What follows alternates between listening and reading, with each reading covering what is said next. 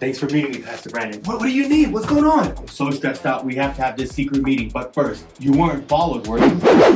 No, I think we're good.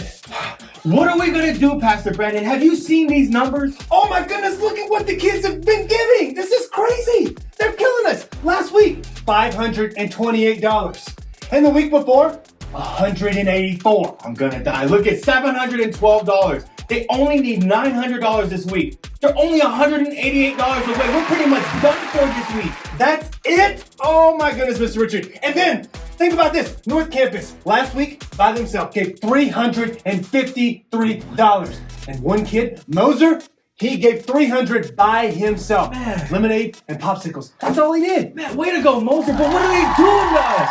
Man, at Central, we had $106. That's impressive, but even more impressive, Woodland Park had half the kids and raised $71. Wow. Mr. Richard. You know, I just feel like such a... You said you weren't followed.